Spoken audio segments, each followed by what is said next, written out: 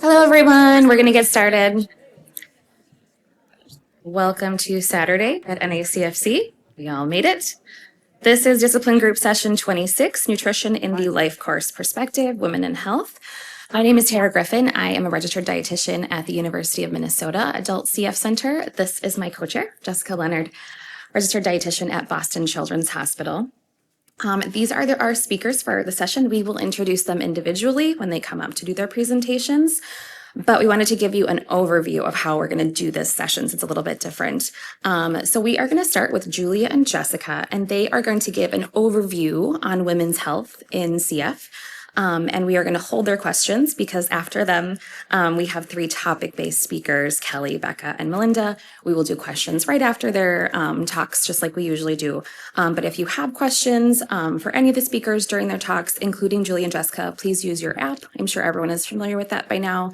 When we do have the open Q&A, please feel free to also come to the mics that are at 2 places in this room.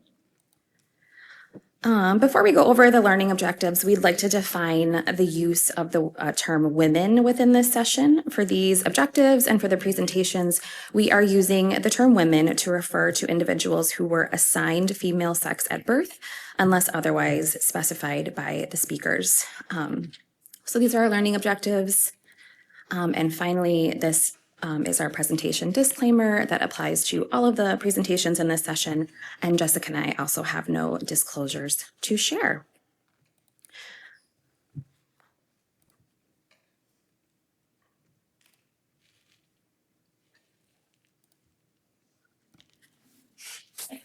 So I will start and introduce both Julia and Jessica because they're going to come up one right after the other. First, Julia Roboff is a family nurse practitioner with the Bridges Adult Program at Boston Children's Hospital. It has been her privilege to work with CF patients for the last 20 years in a multitude of nursing roles, including inpatient bedside nurse, inpatient nurse practitioner, and nurse practitioner in the multidisciplinary outpatient clinic. More recently, her focus has evolved into providing age-appropriate care for chronically ill adult patients in the pediatric setting. Julia's area of special interest has manifested into the sexual and reproductive health clinic within Bridges program at Boston Children's Hospital. In developing this clinic, she now offers lifespan-appropriate medical care and support for chronically ill patients seeking guidance with fertility, parenthood, sexual function, and general reproductive health. And I will introduce Jessica as well. Jessica Leonard is a senior clinical nutrition specialist at Boston Children's Hospital. She has worked in pediatric CF and lung transplant for the past 11 years. Jessica holds specialty certifications in the fields of pediatrics, transplant, and CF nutrition. But first, we will welcome Julia.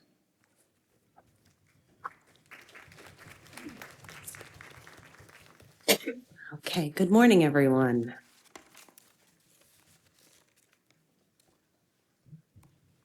My NACFC presenter disclaimer.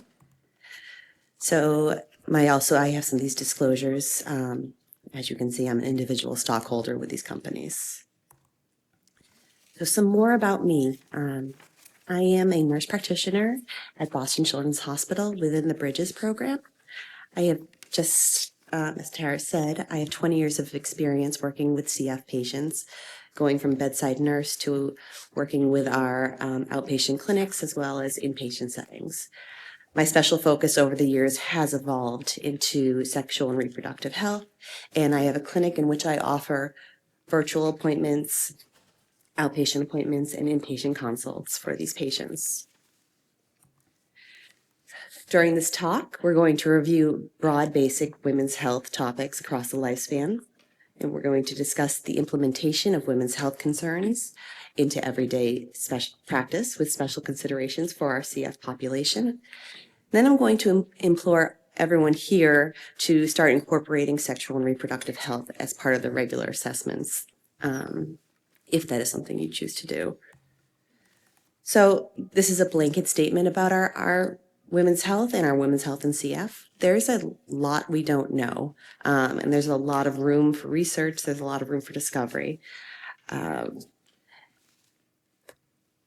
And here's another slide I want to just go over quickly. I'm sure you've all seen this, but it's the other thing that's going on in our cystic fibrosis population is the introduction of the CFTR modulators. And you can see in 2014, there was the big introduction. And then again in 2019 was the ETI introduction. And this will come up later in the discussion. So when we're talking about sex-specific care, in childhood, our CF patients receive care that's not specific to sex at this point. In adolescence is really where that fork in the road occurs. And with the emergence of pubescence, CF care starts to consider sex when creating care plans and implementing screenings. Jess is going to talk more about adolescence in a little bit. In terms of puberty, though, it's defined as the activation of the hypothalamic pituitary gonadal axis. We have the introduction of androgens via the adrenals. And during this time, we see the very typical thelarchy, pubarchy, and menarche. In terms of pubertal timing, the onset of puberty to the onset of menstruation is typically about 2 years. And in general population, the age of menstruation is about 12.2 years. Our patients with CF have traditionally, years and years ago, saw a significant delay in their puberty initiation. This has significantly changed as we have improved nutrition. We have introduced modulators and addressed pancreatic insufficiency. Some significant things that influence puberty include genetics, weight, nutritional status, health and chronic disease, socioeconomic factors, as well as race and ethnicity. Another important thing I want to mention here is that these influencers also carry over to other parts of women's health, and you'll see them having influence in menopause, along with other things. There are some adverse health outcomes associated with early menstruation, which is defined as less than 11 years. These include cardiovascular disease, certain cancers such as breast cancer. There's a larger risk for spontaneous abortion or miscarriage, premature death, and late menstruation, defined as 16 years or older, increases the risk for general population patients to have fractures. And with the delay increase in hormones, there's association with lower bone mineral density and an increased risk of fracture. As patients with CF are already at risk for osteoporosis and osteopenia, gonadal issues may actually compound the underlying predisposition for CF bone disease. So it's an important consideration when screening and taking care of these patients. Another thing I like to bring out and to discuss is that 1 in 4 females with CF experience symptom exacerbation that aligns with their menstrual cycle.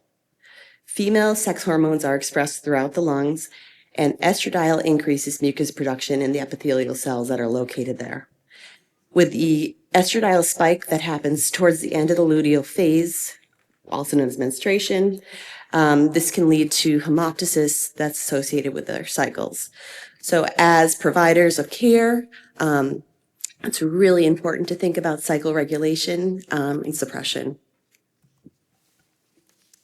Estradiol is also notorious for causing worsening inflammation and infection in women, including increasing the prevalence of pseudomonal infections.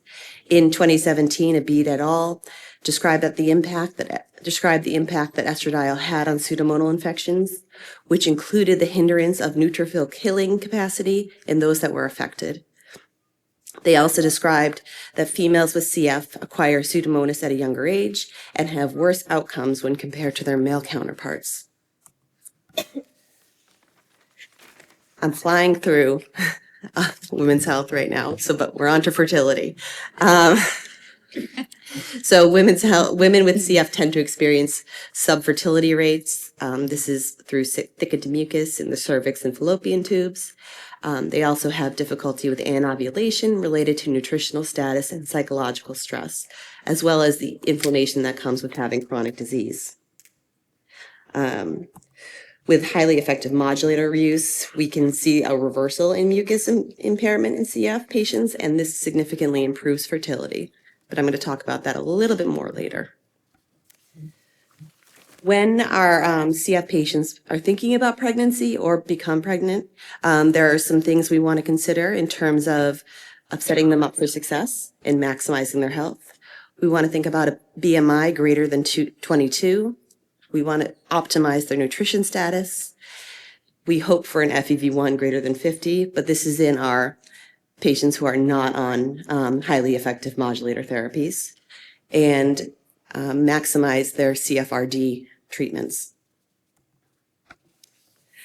Now, when a woman with CF does become pregnant, the increased uterine habitus decreases pulmonary excursion, which can lead to a decrease in FEV1, increased pulmonary congestion, and eventually will really lead to more exacerbations.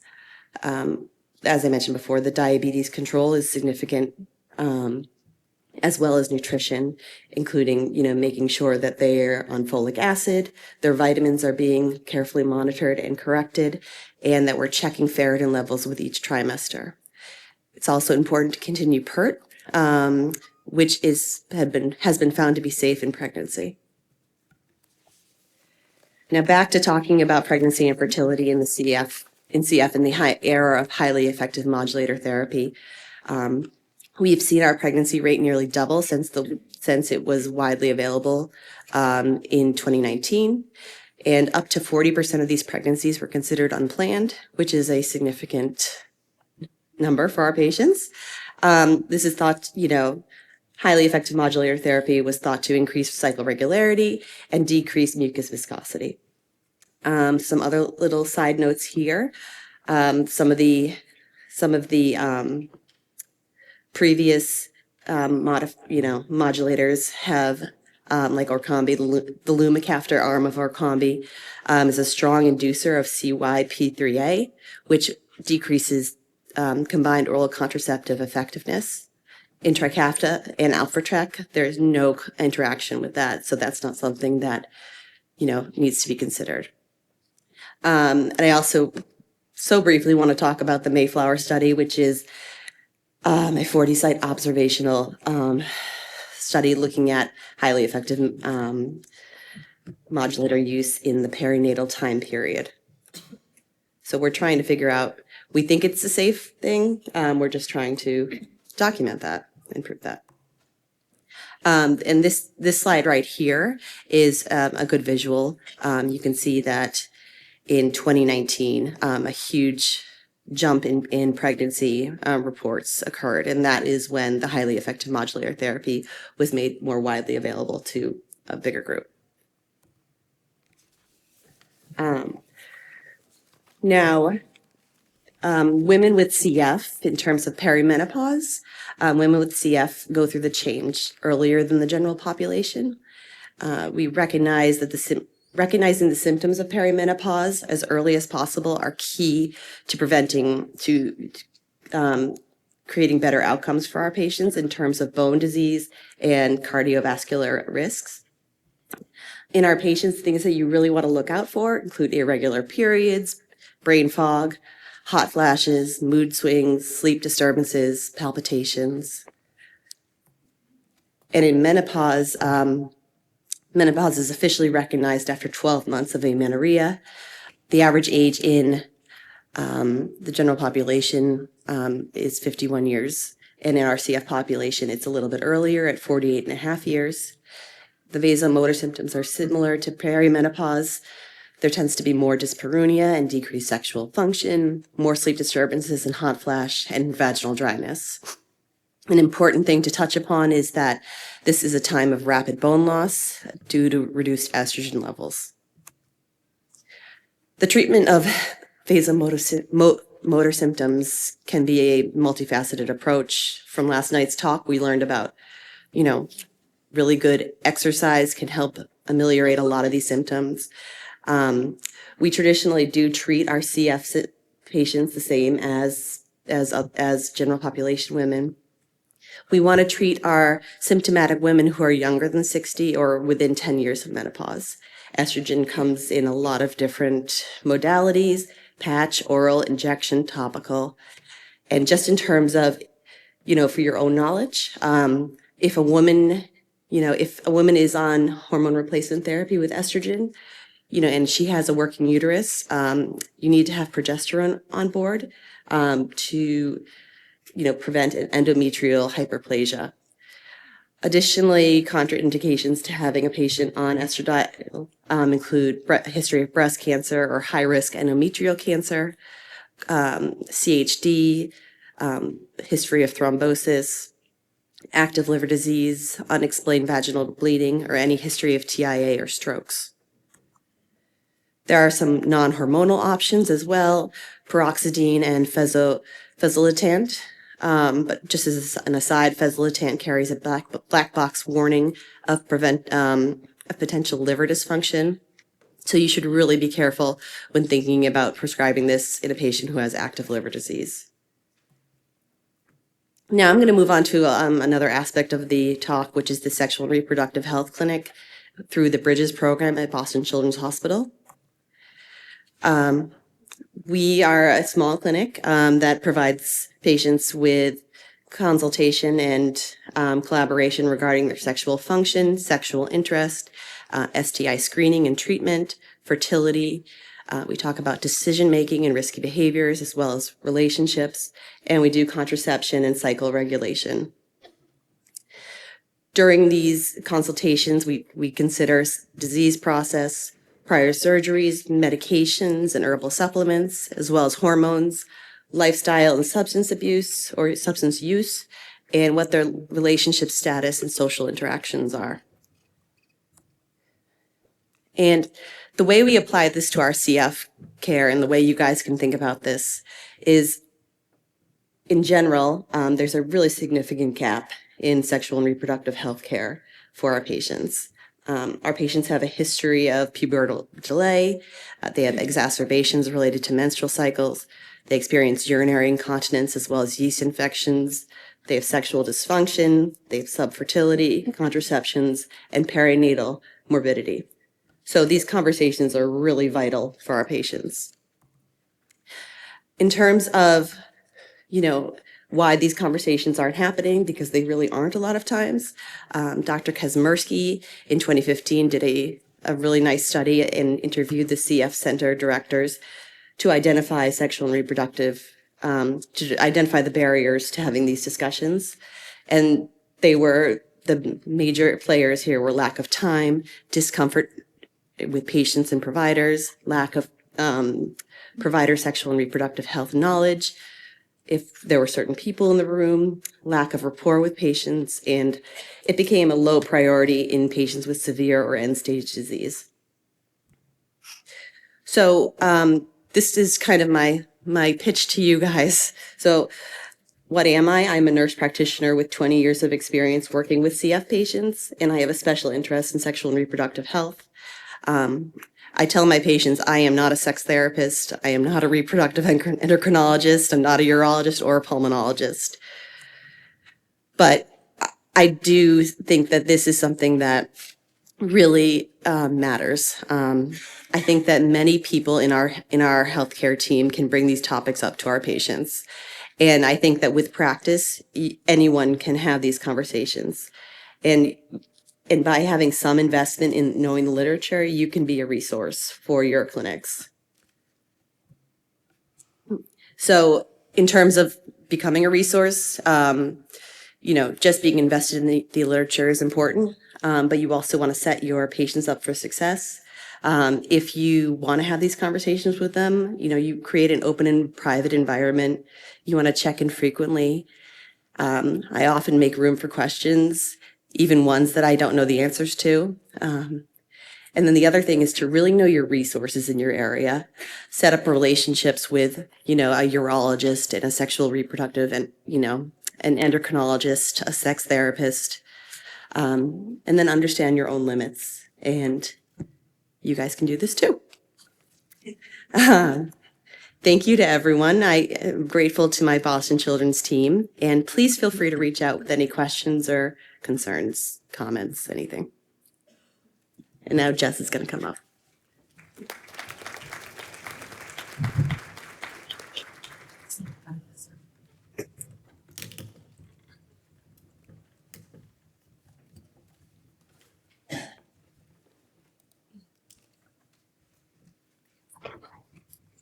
Okay.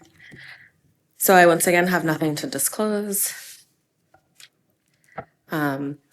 So in putting this session together, we were challenged to kind of look at the full life course and what that meant in regards to health, fertility. And so Julia's given you an overview of things.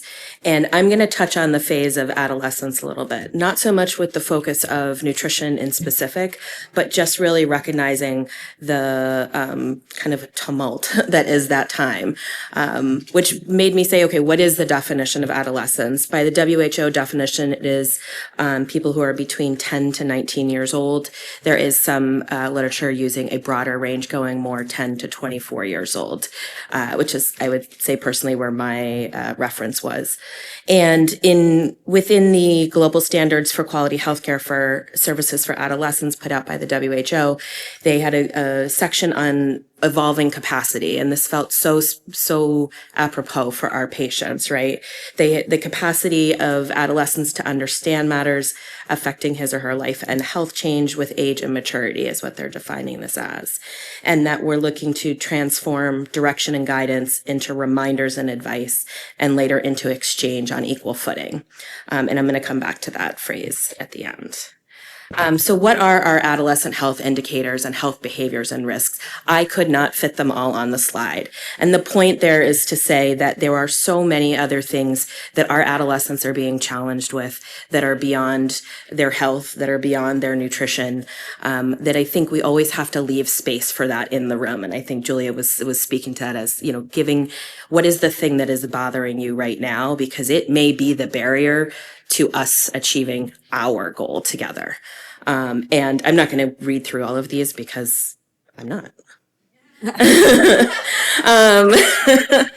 So, and the point here is that this was a larger graphic, again, saying this was a report put out also by the WHO. I will admit I tried to find more global sources, as we are also working to make ourselves a global community, and seeing where, who's asked these questions before. And I was honestly surprised by what I found. But the title of this, where this graphic came from, was Why Invest in Adolescent Health Measurement? And it was ultimately saying that there's a gap here. This is a group of patients and just people out in the world that we don't have a great pulse on what are the things that are influencing them. And what I've highlighted here is the small section of all of these that is the health behaviors and risks. And so again, just sort of putting into perspective what are the other stressors, social systems, policies, outcomes, and just overall well-being. And for patients who are, I think, learning to know what that means for themselves. What does feeling good mean for me? And what are the things that I need to do to be there? And how do I ask those questions within my clinic? So I think part of this is more, like I said, not as much about nutrition. But one of the things I find that with the adolescents I like to talk about is habits, behaviors, and skills. These are things that get built over time with patients who are often, doing sports or things. I'll say, no, I'll admit I am not sporty, so I got to struggle for these. But the first time you played baseball, did you hit a home run? You probably didn't. You had to build those skills over time, each individually, coming back to your coach, learning what was working, learning what wasn't working. And that's the partnership that we're looking to have as we are thinking about this age group. And whether and this is a little more universal to male or female, and recognizing there's other factors influencing their food choice. We've talked a lot over the years about food insecurity, also what sociocultural impact that can have.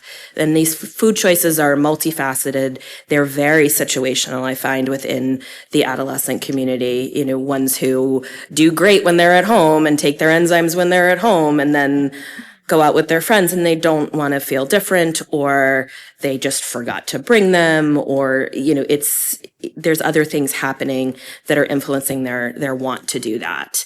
And I found some interesting articles looking at what are the factors in adolescent food choice. And so coming at this from a little bit of a different angle, not so much nutrition knowledge, because you guys know the nutrition knowledge for the adolescent group and just with CF in general. But what are some other things? Where is the other interplay happening? Looking at food environment, money, convenience, peer influence. Health and nutrition did get a bullet here, which was nice. Physical, emotional needs, taste, enjoyment, food guilt, food waste, social media, whatever your dietary preferences are. This is another depiction of that same kind of matrix of saying like my physical health, my social acceptance. This particular article was about food waste, which I also found interesting, but and then also good taste. Like, am I an adventurous eater? Am I a picky eater? Don't even get me started. I could do a whole session on using the word picky eating. But really just sort of saying we think there's a lot else going on here, and we are a resource for our patients. And in a lot of cases, I think I fortunately have had both the privilege and the expanse of doing both pediatrics and young adult care, and have spent a good amount of time with this adolescent group and watched them. Some of them I've watched that prefrontal cortex come together, and I'm like, yes, you're right. You do need to do your tube feedings to gain weight. Like, literally one of them said that to me, and I was like, well, yeah, you're right, you do. But he was open to saying that to me because it was years and years of us sitting down and going, okay, what's working? What isn't? I can't help you unless you tell me what's happening here. And one of the other things I say to any patient, CF, non-CF, is I can make all the plans I want, but if it's not something that you're going to go home and try and implement, then what are we doing here? Because we really are looking for them to start to take that ownership, to hear our investment and our goals for them are really for their betterment. So I'm bringing you back to, this is like my first use of AI ever. That first statement, but it came out really good. I'm like, I don't want it to, anyway. Table that for another time. Okay, so this, going back to that phrase that was at the beginning, saying we're turning direction and guidance, which I think is a lot of how we approach pediatric care to our patients. We're trying to give guidance to them. We're also trying to give guidance and like a backbone of information to our families to hold on to and execute within their homes. Moving into that reminders and advice phase, like, why do we talk about vitamins? I ask patients all the time, do you know why you take enzymes? Do you know why you're taking the vitamins? Do you know why this is important? And some of them know, and a lot of them don't. And I'm like, okay, great. So this is my chance to give you this is the little nutrition thing we're going to touch on today, even if we're making no behavior change. And then moving towards that exchange on equal footing. So really saying, where are we at? What are we doing together? How are we getting you to your goals? So that's my session and my references. All right, thanks.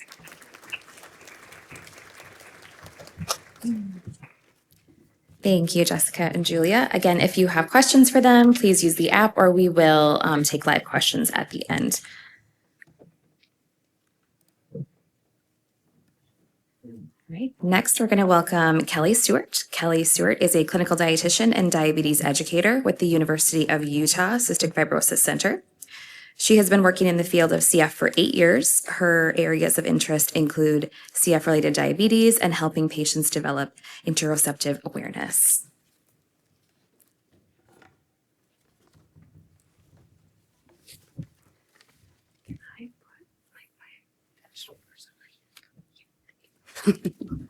Thank you for the introduction, Tara.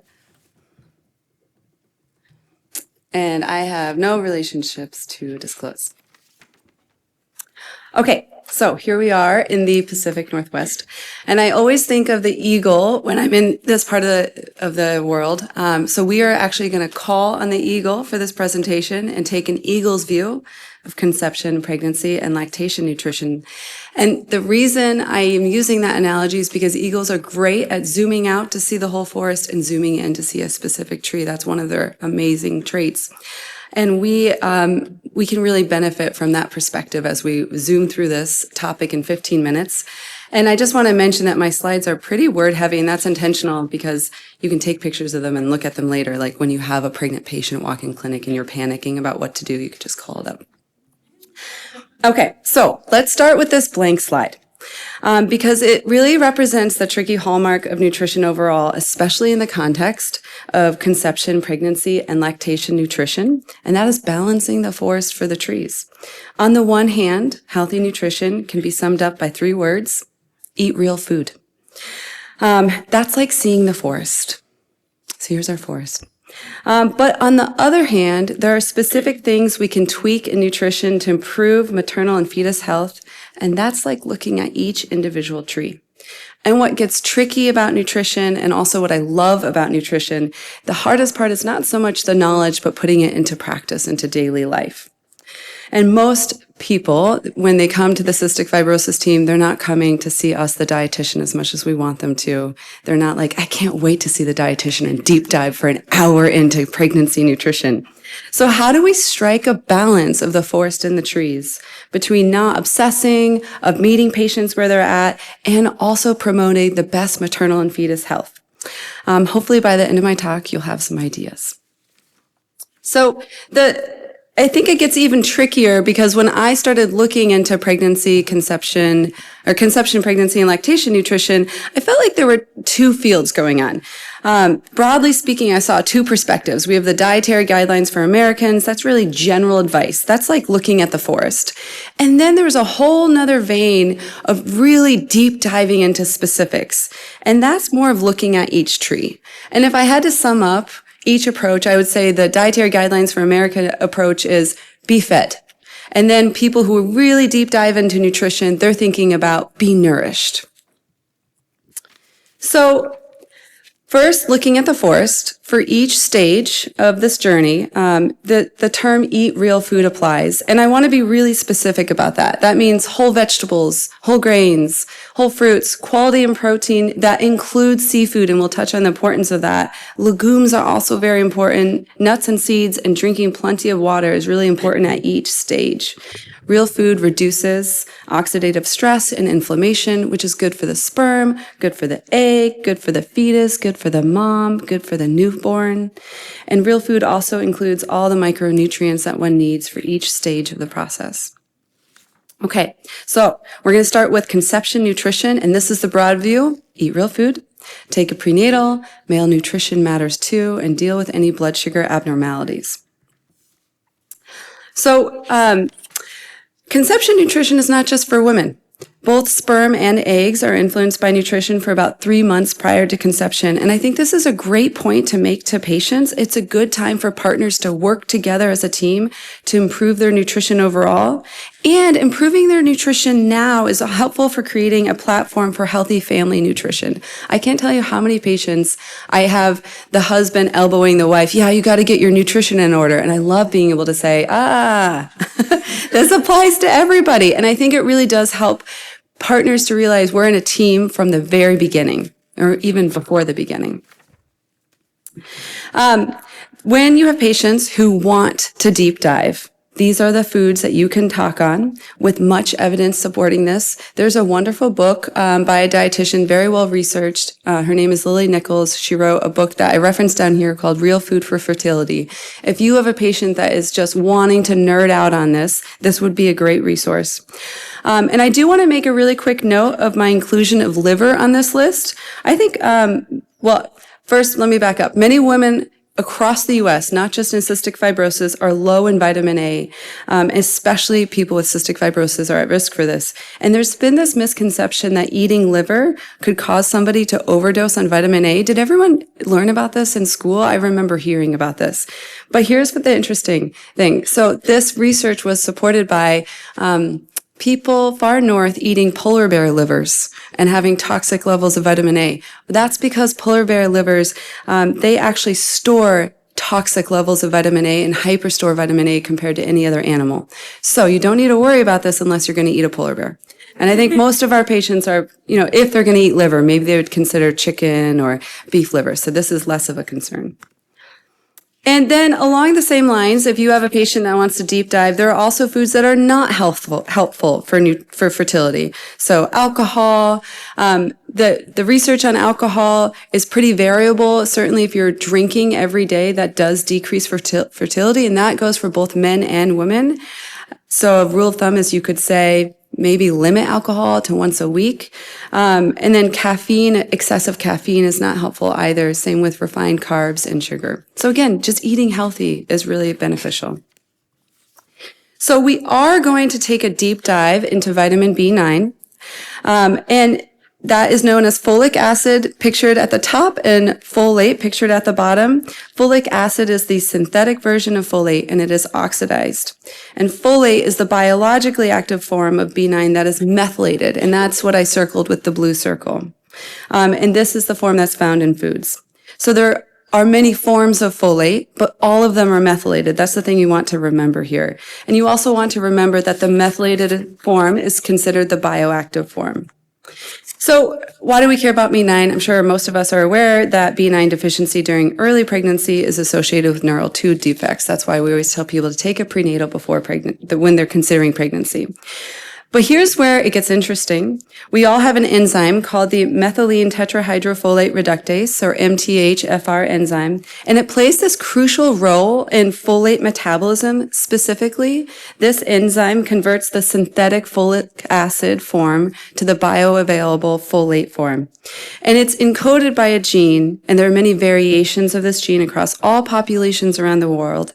Some of these variations encode for an enzyme that has a lower ability to convert folic acid to the methylated bioactive folate form. And research suggests that 40 to 60% of the population has a gene variation that limits this conversion. So here's the controversy. Some sources, if you look at the NIH, suggest that people with this form of the lower, hold on, I'm going to say this correctly. People with the enzyme that has, I totally lost my place.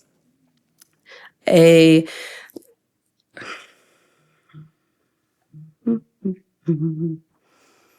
enzyme that can convert it less efficiently. The NIH suggests that these people should take a methylated or active form of folate, specifically the 5-MTHF form of folate. Whereas other sources, the CDC, suggest that no matter if you have this enzyme gene variation or not, women should take 400 mcgs of the folic acid, or the synthetic form. So this is very controversial right now. And I actually have had lots of patients in clinic ask me about this, which is why I wanted to spend some time deep diving into why you might want to pay attention to it. So what's the right answer? I don't know. Probably a combination of supplementation and real food. So real food sources include leafy greens, beans, liver. This is why we referenced liver earlier. I also would like to point out that the neural tube defects are also influenced by other nutrients, which brings us back to looking at our vision of the forest. So B6, B12, choline, methionine, these are all found in real foods and important. If you have a patient worried about this, you can tell them, sure, find a prenatal with the 5-MTHF form. The one thing to be aware of is that these prenatals are significantly more expensive than the synthetic folic acid prenatals, because that form of folate, the bioactive form, is much more expensive for people to manufacture. So speaking of prenatals, let's zoom out our focus a little bit, and I want to mention that there's no federal regulation on what defines a prenatal. So it's worth checking what prenatal your patients are taking. Specifically, what form of B9? Is it the folic acid or the methylated folate? Does it include iron? Does it meet the RDA for other micronutrients? What's the cost?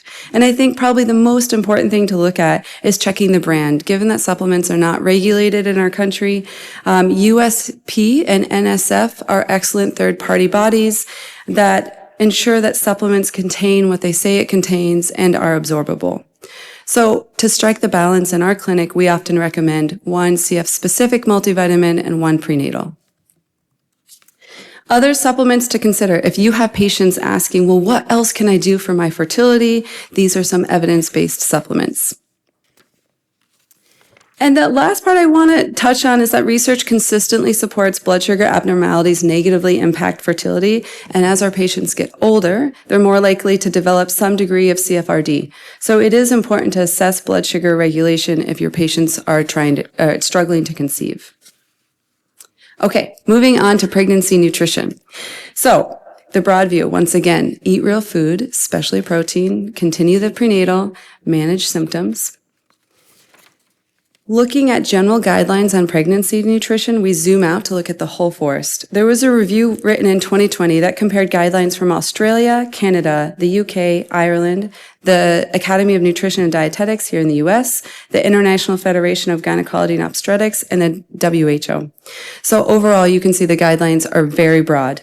There's no extra calories that are needed in the first trimester, monitor weight gain, a few noted a need for adequate protein.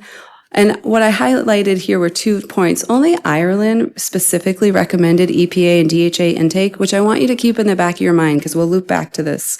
And also notice that all the guidelines noted that choline is an important, important micronutrient to take throughout pregnancy. So we'll also loop back to this. Most agreed that increased fluid intake was also important. Then, if we look at CF-specific pregnancy guidelines, the research is even more sparse and really limited in specific recommendations. When I searched on PubMed for nutrition, cystic fibrosis, and pregnancy, there were only 29 results from the previous 5 years, and not all of them were even relevant. But I found 2 consistent points in research that I think are worth considering. One, the recommendation that women with cystic fibrosis should have a BMI of at least 22 prior to conception. And 2, that most women with CF are more likely to deliver preterm. And I found this interesting paper from Brazil that was a retrospective cohort study which found higher BMI is protective against preterm birth. And I want to tie back to that Ireland recommendation of EPA and DHA intake throughout. EPA and DHA intake have a protective effect against preterm birth, among other benefits. So I see the take-home message in cystic fibrosis specifically that ideally our female patients have a BMI of at least 22 prior to conception, and it's worth assessing their EPA and DHA intake and supplementing if it's not being met through foods. So taking both the forest and the trees into account, here's my basic pregnancy assessment rundown. And I do want to highlight that I do a 24-hour recall, and I'm really listening for specific things. I want to hear about egg intake, since it's a great source of choline. I'm curious about their seafood intake, since that's crucial for iodine and EPA, DHA. Animal intake has really crucial nutrients, animal protein intake. Legumes, great source of folate. Dark leafy greens, also another good source of folate. Iodized salt, which we'll touch on, and bone broth or collagen supplements. So let's go beyond the basics, and we're going to zoom in and look at some specific trees. And I want to direct our attention to these 4 nutrients in pregnancy. So choline is an underappreciated B vitamin. It's really important in developing the fetus central nervous system, including preventing those neural tube defects that we all worry about. It's also very important for placental function. And the needs in pregnancy are very high. Remember, every international guideline reviewed in the previous paper mentioned the importance of choline intake. So I think this is one to focus on, and it's easy to remember. The number 1 source is eggs. So you can just ask your patients, are you eating eggs? If not, it's a very affordable, easy supplement to take. Okay, so then continuing our discussion on EPA and DHA. The benefits of consistent intake throughout pregnancy extend beyond just reducing the risk of preterm birth. Other benefits include reducing the risk of low birth weight, the risk of preeclampsia, and EPA and DHA are also very important for fetus, lung, and brain development. So EPA, DHA, and ALA are all omega-3 fatty acids. ALA is the form that's found in plants. And remember that the body cannot convert much ALA to DHA. The conversion rate is around 3 to 4%. And this is really relevant in pregnancy because even if you have a patient that's eating a lot of ALA, their body cannot convert it to DHA to keep up with the fetus needs. So it's very important for our patients to take EPA, DHA. They could consume fish twice a week and obviously limiting the large predator fish such as tuna and swordfish. Or they could supplement with fish oil, or if they're vegan or vegetarian, they could do an algae-based DHA supplement. I personally eat a lot of canned sardines because I find it as a kind of a strike the balance between supplementation, affordability, and ease, but definitely an acquired taste. Okay, so iodine. Many women have low iodine intake, and the reason I included this is, so I'm from Utah, and we have a company called Real Salt. I don't know if you've all heard of it, but people in our clinic are really obsessed with avoiding iodized salt and consuming the real salt, and that's fine, generally speaking, but in pregnancy, that does present a problem, especially if you live in a desert and you don't eat seafood. So I think it's worth assessing if your patients are consuming some type of Himalayan or quote unquote real salt versus an iodized salt. I actually work with a primary care physician as well, and he's diagnosed several cases of iodine deficiency from this obsession with real salt. And we care about iodine intake during pregnancy because deficiency is associated with pregnancy complications such as preeclampsia, intrauterine growth restriction, and guess what? Preterm delivery, which our moms are at higher risk for. And then glycine. So glycine is a conditionally essential amino acid during pregnancy. And this is needed for both the fetus and the mom. And I include this on our specific things to look at, because glycine is not commonly consumed by our patients. It's most often found in bone broth or collagen supplementation. And most people aren't consuming those. So it's worth checking with your patients. And often I just recommend that patients purchase a collagen powder supplement and put that in a smoothie. So of course, there's a lot of specific issues in pregnancy that we care about that could be their own presentation. Certainly the gestational diabetes is a hot topic right now. And I'll just note that our clinic, we work with an endocrinologist, we use CGMs, and our clinic's goal is 60 to 140 milligrams per deciliter with a time in range above 75%. So that's something I look at all the time. Okay, so let's move on to lastly, lactation nutrition. The broad view is you need to eat lots of real food. You really need to hydrate and continue the prenatal. The biggest aspect affecting milk supply that I see clinically is underhydration. And there is research that supports that sodium and potassium intake also affects supply. So I often recommend to my breastfeeding patients, I need you to eat or consume at least 100 ounces of water a day and supplement some of that with electrolytes. Adequate calories are also really important. We've probably all been told that breastfeeding moms need about 500 extra calories a day. There's new research saying that's far too low. Speaking from my own experience, I probably ate an extra 1,000 or more calories a day. So I think a good approach to this is to tell moms, just follow your hunger cues. Don't question it. And then EPA and DHA continue to be really important. They're important for baby, lung, and brain health. And think about this, especially if preterm. So the fetal accumulation of omega-3 fatty acid occurs primarily in the last trimester of pregnancy, reaching a peak between 35 to 40 weeks of gestation. So if a mom delivers early and is breastfeeding, she can supplement her diet with EPA and DHA, and this will benefit her child since it's passed through the breast milk. Additionally, EPA and DHA have a protective effect against postpartum depression. So it's good for the mom, it's good for the baby. And collagen protein continues to be important for tissue healing. And we will hear about this later, but calcium intake during breastfeeding is also really important for long-term bone health. And I just want to make a note here, for those of you operating without a pharmacy team, it's important to know that there are considerations about breastfeeding when taking ETI because it is secreted through the breast milk, and there's been some case reports of liver function changes in the infant and cataract formation. So these are the current recommendations that I have highlighted or bolded, and I have our pharmacy team in both Boise and Salt Lake City to thank for this. Okay. So let's translate all of this to real life. When you have 5 to 10 minutes with a patient, where do you focus? Here's my go-to list. You could take a picture of this. I also want to give you a different way to look at it. This is another way to think about how to approach conception, pregnancy, and lactation nutrition. And then here's my trick for getting it all in. I always recommend to patients just to consume a smoothie. If you made a healthy smoothie and then you ate McDonald's for the rest of the day, you would be benefiting your child and yourself plenty. And that's the truth for a lot of patients. So I want to run through a few ingredients. So the banana, crucial for the emulsification of a smoothie. I always like to highlight that. Frozen fruit, A great source of antioxidants. It's affordable. You don't have to wash it and it doesn't go bad. So buy that in bulk. I tell my patients, go to one of the large box stores and buy the big bags of the baby greens and freeze them. They freeze beautifully. And then just throw a few handfuls in. You don't have to have a powerful blender to really break that all up. Including some ground flax or chia seeds. Great source of omega-3 fatty acids, though it's not the ALA, it's the ALA form. But also protein and soluble fiber. Get your Greek yogurt in there to get some calcium and protein. This is a great time to dump the collagen supplement in, put in some water. You can sweeten it to taste. It'll never be as sweet as a smoothie that you purchase elsewhere. And then I have to add one note. So my partner is the smoothie maker in our household. And a few weeks ago, he started asking me if I was enjoying our smoothies. And I knew he was up to something, but I really couldn't figure out what it was. But it turns out that he had been secretly pouring in more and more amounts of fish oil to see if I would notice the difference.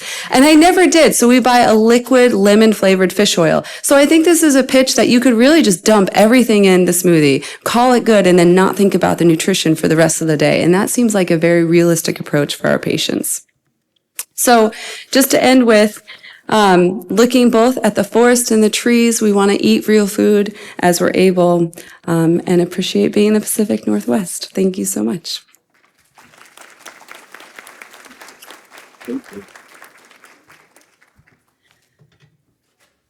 We will take questions for Kelly if anyone wants to come to the mics or put your questions in the app.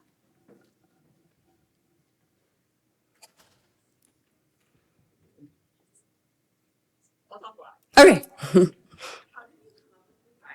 do 75% time and range. I know like 88 says 70% for type 1, expert consensus for type 2 and GBM is about 90.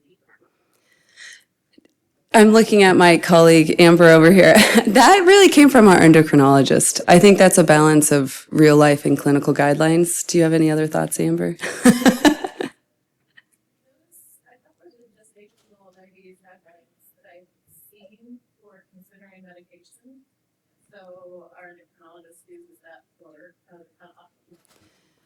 It's definitely a moving target.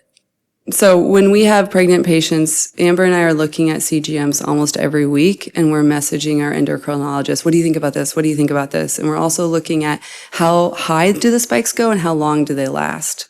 So the time in range is 75%. I think that's more of like give or take. But then if we're seeing like spikes up to 300, then we're calling the endocrinologist and saying, let's start some insulin. Yeah.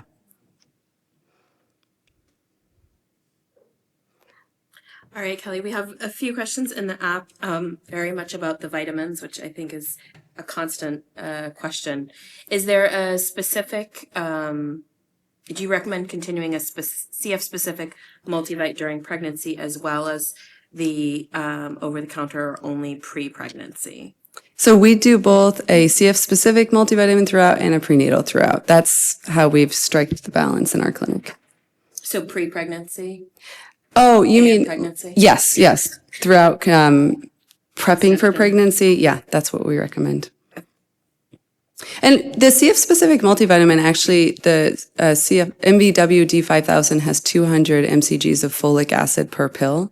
So I think if your patients they accidentally get pregnant or unexpectedly get pregnant and they've been taking their CF-specific multivitamin, let's say they're taking 2 soft gels a day, they would still meet that recommendation for 400 mcgs of the folic acid.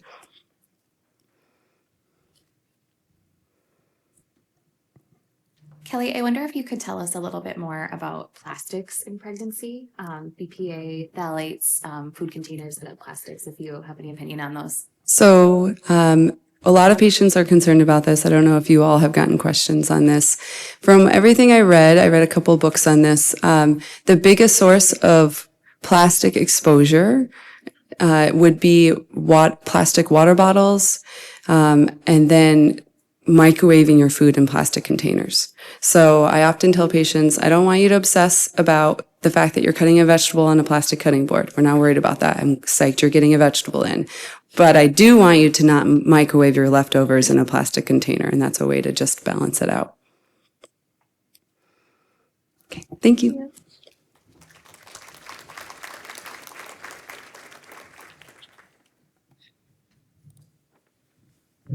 All right, next we have Becca Summer.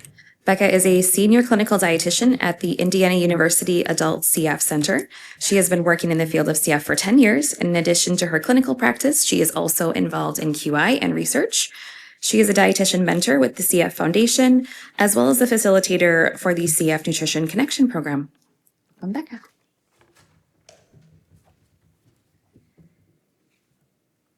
I do not have any disclosures. I feel like I got teed up really well by the plenary. This is a huge topic, and I've been a dietitian in CF for about 10 years, like Tara said, and I never thought we'd be talking about perimenopause and menopause at CF conference. So I just want to take a moment to be how exciting is that? Like, nutrition is expanding, imploding, adult nutrition is exploding, and it's a great area for discovery, exploration.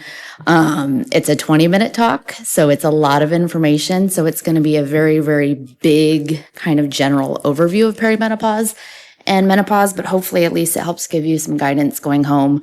As I know, I have patients that are going through it. We're starting to talk about it in clinic. So what is happening? Depending on how old you are, you might also feel this way. But it's a point of basically everything in the body is affected by this change in. So with bone strength, insulin, your hormones are all over the place, your mood is all over the place, your capacity to function is all over the place. So if you are a female and going to be experiencing perimenopause, it's going to be great. If you've already been there, hopefully it went all right. But so what is perimenopause? This is a transition to menopause. Your ovaries are producing less estrogen. However, there's a lot of variability. So this is the chaos of perimenopause. Your estrogen levels are not always low. Sometimes they're really high. Sometimes they're low.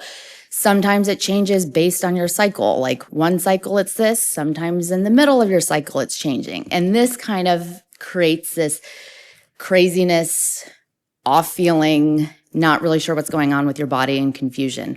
It can start as early as your mid-30s. It's a really large range of when women can hit perimenopause all the way into your 50s. It is a fairly long duration, so it can last up to like 8 to 10 years. So this is also a long period of time of being like, what the heck is happening to me? So signs of perimenopause, this could be just irregular periods, so either having shorter cycles, longer cycles, skipping cycles, changes in mood, so like getting more snappy, yelling at your children more, yelling at your coworkers, yelling at your patients, and just like losing kind of this coping of just having this like volatility with mood. Sleep disturbances, so waking up wide awake at 2 o'clock in the morning, insomnia, not being able to fall asleep, waking up because you're drenched in sweat and having hot flashes, low libido, which then also impacts like relationships with partners, weight fluctuations, which is often things that get brought up to the dietitian, and then also just joint pain and discomfort, which can also then affect mood. It can affect sleep. And there was a CF study that looked at menopause in people. So they looked at 37 perimenopausal or menopausal women. And so they did find that people with CF also experience these symptoms as well. So it's not unique to just the general population. So 83% of the patients reported to wake up early. 60% had joint pain, joint stiffness, night sweats, hot flashes, vaginal dryness, trouble falling asleep, mood changes, feeling of tense or nervousness. And then the other piece is they also pointed out that CF symptoms during perimenopause worsened for a third of the patients, and then also worsening CF symptoms after menopause was almost half of the patients. So like we talked about a little bit already in perimenopause is unpredictability, and this is that fluctuating estrogen levels. What can also happen is they're starting to get metabolic changes, and this can happen before they see any changes in like cycle changes. And so part of it that goes into is insulin sensitivity. There can be a reduction in insulin sensitivity, also just having higher circulating insulin levels which then release to increase fat storage, especially around the abdomen, visceral fat. So you may have someone coming into clinic that's in their 40s. So also like, this is interesting of when did they start Trikafta? When did they notice body composition changes? How much is this medication? How much is this hormonal? These are lots of questions that I have. We talk about it in clinic too.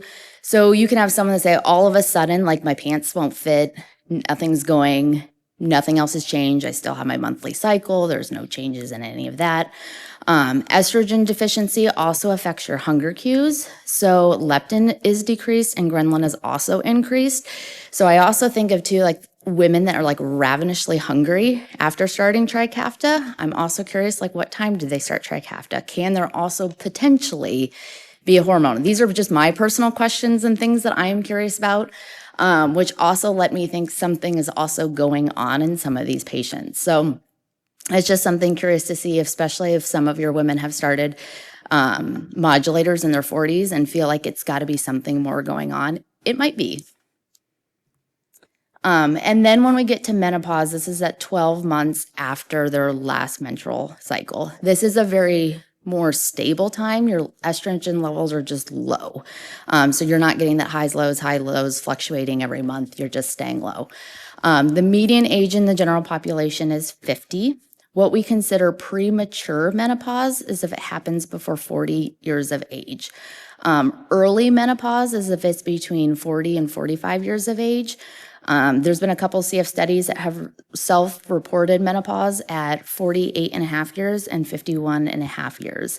The later age of natural menopause, actually they do have higher bone density. There's a lower risk of fracture, lower risk of cardiovascular disease and death, but there is a greater breast and ovarian cancer risk. So also to note that if you're having very early menopause, we've actually had some patients have hysterectomies in their 30s, so they've had unnatural menopause. So also something to consider if for some reason you've had patients that have had to have unnatural menopause, they may have some of these symptoms much earlier in life than we would anticipate.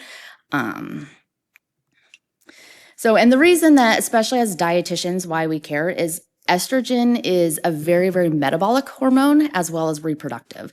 It affects food intake, it affects body weight and fat distribution, glucose homeostasis and sensitivity, inflammation, locomotor activity, energy expenditure, reproduction.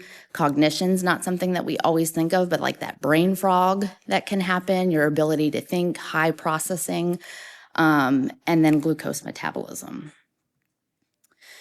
So the metabolic consequences. So I know now we're looking into CF, we're talking about cardiovascular disease, we're talking about aging.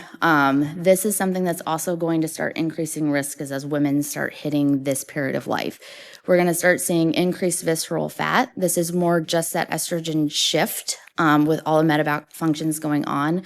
We may start seeing more metabolic syndrome, cardiovascular diseases, and then there is a decreased just basal metabolic rate as women hit menopause as well. And then especially of concern is going to be osteoporosis. So I am definitely not a hormone expert. So if there are endocrinologists in the room, these would be your point people, but cortisol is a stress hormone. So this is something that is meant to help you deal with a stressful situation. It's that flight or flight. You get this rise in blood sugars. It affects the immune system, digestion, reproductive system. It is also your natural sleep-wake cycle. So cortisol should naturally rise in the morning to get you up, moving during the day, like kind of give you a little pep in your step. And then it should start decreasing as the day goes on. This is also why that sleep-wake cycle gets affected. So you don't want high levels of cortisol right before you go to bed. You also don't want high cortisol levels at 2 a.m. because you're going to wake up. It also helps regulate metabolism, manages inflammation. And then the goal is if you're in a stressful situation, this situation is over, everything should come back to normal. Chronic hypercortisolism can be associated with hyperglycemia, hypertension, low bone mass, decreased cognitive function, and accelerated aging. So stress. So we already know people with CF have more stress, anxiety. It's why we have social workers, we have mental health providers in clinic. This is a period of time that women can experience a lot more anxiety, depression symptoms.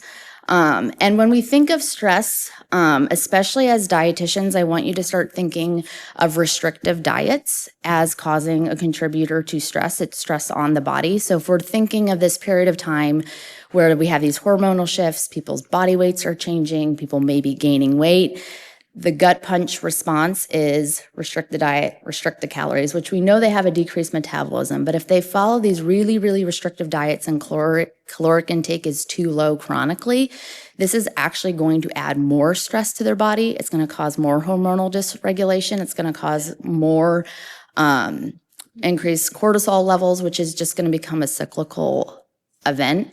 Over-exercise is the same thing. So we learned last night exercise is great. We absolutely need our patients moving. This is not the time at 51 years old to join Orange Theory and do it 5 times a week, full throttle. This is not the time to do that. You're 20 years old, go for it. But also like being mindful as we're talking about potentially adjusting calories, potentially starting new exercise regimens. This is a time that women really need to become more in tune with their bodies and listen to their bodies and what is a stressor and what is not a stressor. Also just dealing with these new symptoms. I mean, I think our CF patients had this transition when we went to Trikafta. They're learning a new body, they're feeling different. Even if it's a positive, it's still different. So a lot of people went through this period already with Trikafta where they're don't fully know who they are anymore. So this is another time that you may have women starting to just not feel like themselves anymore. And then a lot of times this is where career changes are happening. A lot of women have elderly parents that they might be caring for. So they just have chronic stress going on in their lives that are also going to be contributing. So we already pretty much talked about cortisol deregulation and how that affects things. Sleep, this is another thing I tell people, if you do all the right things and you don't sleep, it's not going to work. You're still going to have high stress. Your body is still going to be exhausted. It's still going to be stressed out. So making sure like you are getting time to sleep, it lets your body reset, recover, and it helps with everything. I'm going to keep going because lower time. Increased adipose tissue. So a lot of this can just be hormonal, but with that, we also see increased insulin resistance. That also causes your body to release more insulin, which causes your body to store more fat, and causes more inflammation, more elevated blood sugars. With muscle mass, this is another thing that I think exercise is going to become a big role in clinics. So if you don't have a physical therapist, it's time to start talking to centers about getting connected. So especially with patients who have not been exercising, and exercising is very new. We already know people with CF are starting out with lower skeletal muscle mass. They have lower lean body mass. They have lower fat-free mass. Estrogen also plays a role in muscle repair. And we know in the general population, there is a progressive loss of muscle. After 30, you get about 3 to 8% per decade. And after 50, it's 5 to 10%. So if we're already going into this phase of life with low stores, we're going to be set up to have even more muscle issues, which is where sarcopenia also plays a role. This is going to start putting people at higher risk for developing sarcopenia. Bone health, we're going to have a great talk on bone health, but I feel like we have to at least address it. We do know with perimenopause and menopause that annual rates of loss are 1.8 to 2.3 in the spine and 1.0 to 1.4 in the hip. Higher losses in women with a lower body weight. There was a CF bone study that looked at women's ages 25 to 48. So these women are not even have hit menopause yet.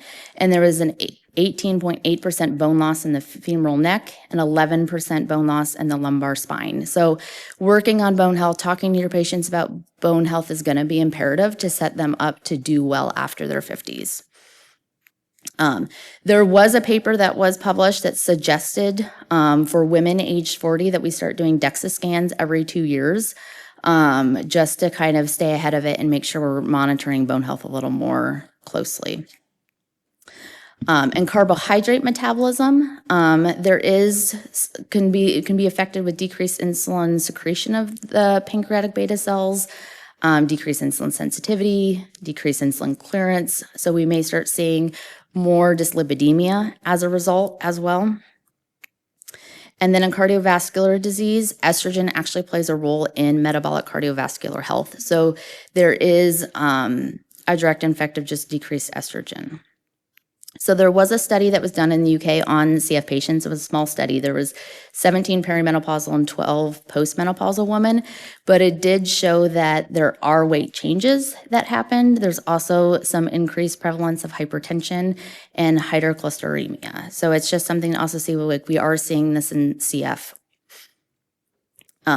So lifestyle nutrition recommendations. This is something that is imploding in social media. I don't know if your patients are talking about every supplement, if mushroom saves their life, if anything out there. This is something that can have a really large impact on patients. So the biggest thing that I tell people, it's consistency. It's consistently supporting your hormones, consistently supporting your body. And no, mushrooms do not change your life alone. But so the biggest things is just making sure that they understand the pillars of helping manage these hormones is quality, adequate sleep. So helping like get a full night's sleep. Stress management is huge, making sure that we're coping with our stress, we're dealing with our stress, and we're moving our bodies. So one of the other things is breath work. So I told Kelly, I was like, here's a huge shout out to talks that Kelly has done on intentional eating. This is something to help integrate it together because everyone is stressed, short on time. But like even telling patients, like, as you sit down to eat a meal, just take a minute, take a breath, ground yourself, think about your day. And then even just like our lunch and learn yesterday on bloating is doing the diaphragmatic breathing after you eat. It's a way to just incorporate in a meal that they're already doing. I mean, I remember my 20s and Thursdays when people are like, take a deep breath and you'll be zen. I'm like, huh. But I'm no longer 20s and 30s anymore. And I'm like, deep breathing really does kind of make a difference. I'm pretty casual with my patients too. Like if they're skeptical, I'm like, I get it. But I think Kelly does a great job of like saying how you can do this in clinic and walking with them through and showing them. I think it would be worth trying in clinic. Clinic is crazy. Patients are crazy. Even if it's just 30 seconds and just saying, how do you feel before and after? It's a quick, easy way just to down regulate their nervous system. Time in nature, even looking at nature has been shown to help, building strong relationships, and then just finding activities that bring joy, movement that brings joy. Like if you hate running, don't start running. But like really just making sure they're finding ways to take care of themselves. And then strength training. I know there's already been talks about strength training, so I'm just going to leave it up there in terms of just how much to do, when to do. But I am going to stress this recovery piece. So just like the patient that talked about who learned like her limit of how often she can run a week for her joints is recovery is essential. So like it can't be high intensity 3 times a week back to back. Like you need to build in time for your body to recover between high intensity workout, incorporating more movement, yoga, flexibility that actually helps with joints and tendons. It helps with your muscles. It helps them to do better on their strength days. And then the same with the HIIT. We think like jumping up on top of like calisthenics, it doesn't have to be HIIT training. It's just getting your heart rate up and down. So that can be low impact too. So if you have a physical therapist, this would be a great time to kind of chat through. Protein is needed. It's increased in just the general population and needed for muscle preservation. One of the caveats I put that might be higher for CF is if you have patients that have self-stopped enzymes, reduced enzymes, thinking that they might not need as much, it's just making sure that they are taking adequate enzymes to make sure they're absorbing as much of their protein, or also just being mindful how much are they absorbing if they haven't been taking enzymes. But it helps with blood sugar management, satiety, and then high fiber diet. So the European recommendations are greater than 25 grams of fiber a day. And then for the cardiovascular prevention piece is 30 to 45. When you actually break down how much food it is, it's a lot of food and it's a lot of fiber.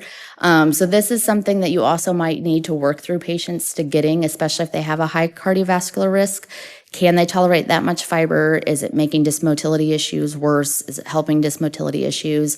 So this would be something to kind of work through, especially if they're eating 10 grams of fiber now, is how do we just start incorporating fiber?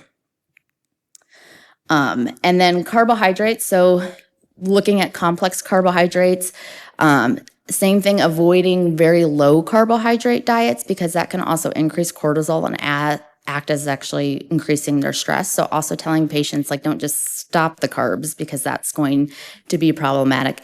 The other thing is also to consider with this fluctuating hormone levels. They may have fluctuating blood sugar and carbohydrate tolerance issues. Same thing if they already have CF-related diabetes, they may start seeing more fluctuations even in their body's ability for the same insulin dosing, the same carb intake. So this is where I think CGMs can be really helpful, especially as hormonal levels are changing, to help see where they are. And then fat. So another reason not to follow a really low calorie diet is we need fats for hormone function, especially increasing our omega-3 fatty acids to help with just overall systemic inflammation, and then limiting saturated fats. And then hydration. So we already know people with CF have higher hydration needs, but thirst is affected by estrogen and progesterone. So they may not feel as thirsty. So it's also something just to keep in mind, is make sure that they're getting enough hydration. And then in terms of micronutrients, I think we're all great on vitamin D.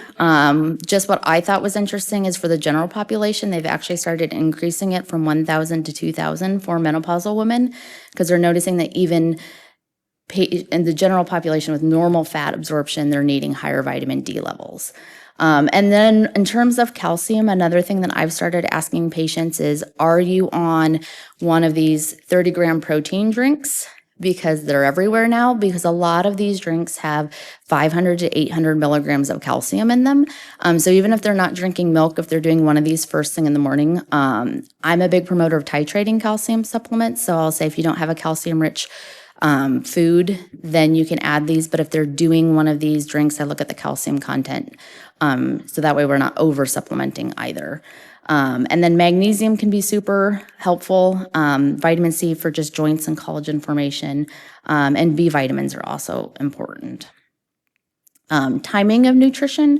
So it's not just getting the grams in per day, but how are we getting them in? Getting protein in early in the morning within the first 2 hours of waking can help with just circadian rhythm. It can help with that cortisol management, avoiding large blood sugar spikes. It can just help stabilize hormones kind of going into your day. Getting your protein and vegetables in first can sometimes help with avoiding large blood sugar spikes. So if they're having a lot, just more sensitivities as they're going, that can be a way of just saying, eat those first and without having to really restrict carbs. And then also timing physical carbohydrate around physical activity to make sure that they have enough energy going in, and then also support better glucose utilization.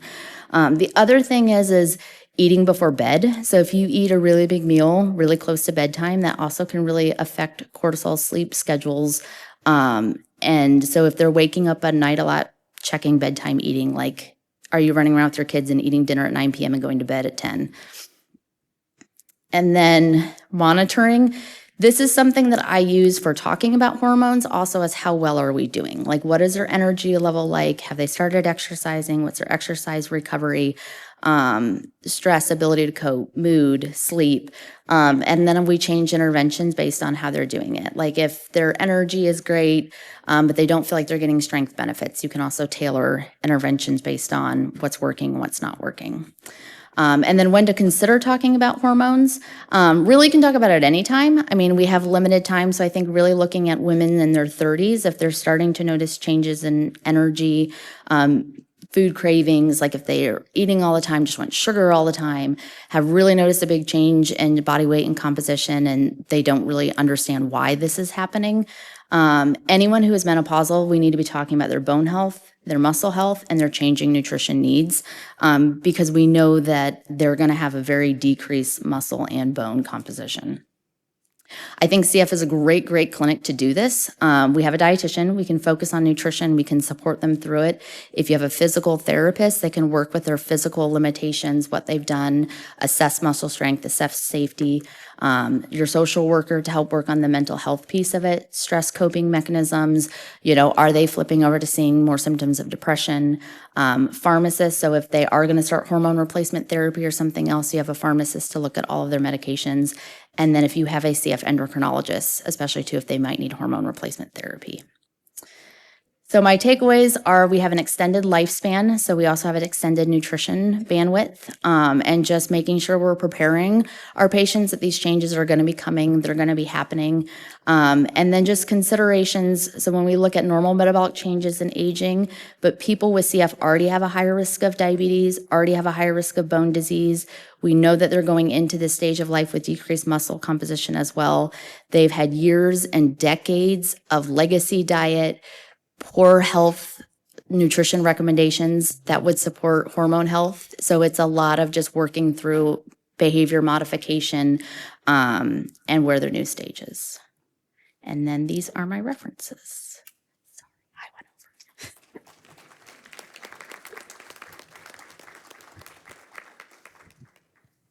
over. Okay, we will take questions at the mic or in the app.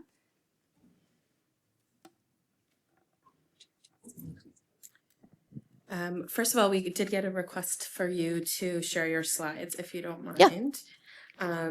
And then also, when thinking about perimenopause and menopause, irregular periods are one of the main symptoms.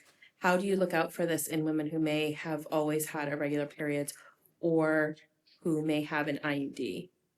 Yeah, so if they have an IUD and they never have a menstrual cycle, you won't know.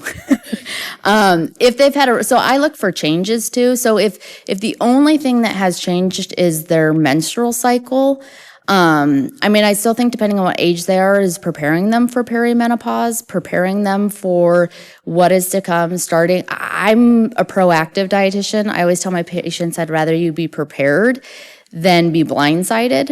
Even when Trikafta came out, I was like, there's so much data we don't know, but we know good nutrition is always good nutrition. So I don't necessarily diagnose people with perimenopause. Like if I think that they're probably going to perimenopause and I see all these changes, like I have one, she's like, I've just gained weight. It's crazy. Her husband's like, she's more irritable. She's not sleeping well. She sleeps like this with a fan blowing on her. And she's like, all I want is sugar. And I looked at her and I go, well, you are in your early 40s. Has anyone talked to you about perimenopause? This is also how I bring it up. Is this new to you? She's like, oh yeah, I'm there. So I wouldn't just say like, just because their periods have changed, there's so many things that can affect month-to-month menstrual cycles, and especially if they've never been regular, I probably wouldn't use that as your only gauge. That was brave of that husband to tell you. The things, I really kind of like it when significant others come to clinic. I find so many things out. I don't know that my patients always like it. If you are not on the dietitian listserv and you would like Becca's slides, just come up at the end. Jess and I will be here and we can take down your email address. One other question. I feel like women who are in perimenopause start to be marketed to on a lot of supplements. And you talked about this a little bit, herbal supplements, creatine, high dose vitamin supplements. What is your take on that? Or how do you handle that when they come to clinic saying, I'm taking these? Yep. So supplements in general, I always tell them it's a pro versus a con. If there's no contraindication, I kind of go through the supplement with them and what is the potential benefit and then what is the cost. And at the end of the day, if there's no interaction, there's no harm to the patient, I leave it up to them after we go like, what does the supplement promise you? But what is the supplement probably going to do? Collagen is something I'm fine with them taking. If people want to do collagen peptides, especially like if they don't like protein shakes, they don't like thickness, they don't like to eat in the morning, I'll tell them to throw it in a smoothie. It dissolves really easily. There has been some studies that have shown some improvement with joint health with it. I do tell them your wrinkles will not go away. You won't lose 10 pounds like some of the collagen products say that you will, but there's no harm in doing it. Creatine is another one that I am fine with patients doing as long as they're not doing like really high loading doses. So I do ask them like, what are they looking at? I make sure that they're reparable products, and then we talk about dosing. I actually saw ashwagandha is the one that I would have some caution with. It is in a lot of stress supplements. There has been some research that shows that it helps, but the issue is there's also some liver toxicity that can happen with ashwagandha. So we started noticing patients taking ashwagandha supplements a few years ago in clinic. And so me and the pharmacist, we would talk to them. There's not necessarily an interaction with the modulators, but it is more the potential GI side effects and then potential liver toxicity. So if someone's already been taking it, and decided to do it. It's like, oh yeah, I've been doing this for the past 6 months. We may check liver levels depending on how much they're doing or if they've had any elevated livers. If someone's asking about taking it and has like especially advanced liver disease or significant elevation of liver enzymes, we do not recommend taking ashwagandha and supplements. Thank you.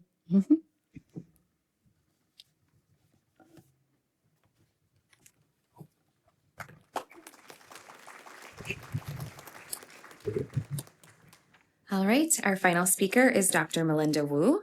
Dr. Wu is an assistant professor of pediatrics at Johns Hopkins University School of Medicine in Baltimore, Maryland. Her clinical and research expertise are in pediatric osteoporosis and endocrine complications of CF. She has received the CF Foundation's Harry Schwachman Clinical Investigator and Envision Awards to study CF-related bone disease, and she seeks to understand why young adults with CF are at greater risk for low trauma fractures than people without CF and how to best prevent these fractures. All right, thanks so much. I'm coming after a very nice set of talks. So I'm going to talk about bone health of women with CF across the ages spectrum. And then I have no disclosures relating to this presentation. So I'm going to talk about CF bone disease to start with, identifying it and the factors contributing to it. Then I'm going to talk about bone disease before menopause, and then bone disease in the sort of that perimenopause time period that Becca has already set up very nicely for me. So thanks. All right, so cystic fibrosis related bone disease. We know that it's low bone mineral density and an increased risk of fracture. The prevalence of CF bone disease is increasing with increasing age. As we saw last night at the plenary, the older a person with cystic fibrosis is, the more likely it is that they are having osteoporosis, both true for men and women. So of people with cystic fibrosis who are over the age of 18, 8% will have osteoporosis. That 50 to 59-year-old was 20%. Over 60 years was 40% prevalence of osteoporosis. That's from last night's plenary slide. And people with cystic fibrosis experience more fractures than people without cystic fibrosis. This is a single center study in Germany of youth who were 6 to 34 years of age. And the line on the bottom is people with cystic fibrosis and the age at which they're having a fracture. And you can see that they are having many more fractures, 9-fold more than the healthy controls from German National Registry data. The probability of having a fracture by age 25 was 60% in that German study. And then we have older studies showing that people with cystic fibrosis have a 100-fold increased risk for having a vertebral fracture compared to healthy controls, significantly higher risk of having rib fractures. And a recent study from Emory University showed that 27% of healthy adults with cystic fibrosis have had a vertebral fracture on review of lateral spine x-rays. So why do I care about osteoporosis as a pediatric endocrinologist? It's because the inadequate bone accrual that is happening during puberty and young adulthood really increases our risk of having osteoporosis in adulthood. So we know that people with cystic fibrosis in childhood are accruing bone density at a slower rate than people without cystic fibrosis. And then again, as Becca mentioned, in those 25 to 48-year-olds, when we would expect them to be maintaining their bone mass, they are having declines in their bone mass. So therefore increasing the risk of having osteoporosis at older ages. Oops. So how do we identify cystic fibrosis-related bone disease? I want to first start off with some definitions. The first is, what is normal bone density? So for people who are premenopausal or men who are less than the age of 50, and that includes our children, we do Z-scores. This is comparing their bone mineral density to the age and sex match controls. A normal bone mineral density is going to be a Z-score between -2 and +2. So low bone mineral density for age is a Z-score less than -2. And then in people with cystic fibrosis, we look at Z-scores of -1 to -2. This is technically normal bone mineral density, but we recognize that this is an at-risk population who merits more close monitoring and follow-up. So we consider these people, Z-score -1 to -2, as at risk for low bone density. Now, you probably hear a lot about T-scores, and this is appropriate for postmenopausal women and men over the age of 50. And what is a T-score comparing? We're actually comparing to peak bone mass as opposed to the age and sex match, which is what a Z-score is doing. So this is actually NHANES data. White women in their 20s is the referent database for a T-score. So normal bone mineral density is going to be a T-score greater than -1. Osteopenia is -1 to -2.5. And osteoporosis in this population can be diagnosed by a DEXA alone for a T-score less than -2.5. So for postmenopausal women and men over the age of 50, a T-score, DEXA alone, is sufficient to diagnose osteoporosis, but not so for our younger populations. We need two things: a clinically significant fracture history and low bone density for age, that Z-score less than -2. So what is a clinically significant fracture history? This depends on your age. So for children, this is a vertebral fracture, a low trauma fracture of a lower limb long bone, or more than 2 upper limb long bone fractures. And for our young adults, that's just 1 low trauma fracture would be considered a clinically significant fracture history. Now, for DEXA screening guidelines, in the United States, we recommend universal DEXA screening starting at age 18, and for children 8 to 18 years who have very specific risk factors. The follow-up DEXA interval is recommended based off of what that baseline DEXA bone mineral density was. And I do want to point out that guidelines published in other regions of the world actually recommend universal DEXA screening starting at ages 8 to 10 years. They recommend similarly doing their follow-up DEXAs based off either age or the baseline bone density. So I want to thank my collaborator, Dr. Amalia Magare, for this figure. And so if you're anything like our center, you're not having 100%, adherence to those DEXA guidelines. And looking specifically at women with cystic fibrosis, this was a study of 561 women with cystic fibrosis. And in this, we're looking at, did they get their DEXA based off of when they should have gotten it? So if they had a DEXA form result of osteoporosis by those guidelines, they should be getting that follow-up DEXA 1 year later. And when we look at 5 years later, 55%, not 100, had gotten a follow-up DEXA scan.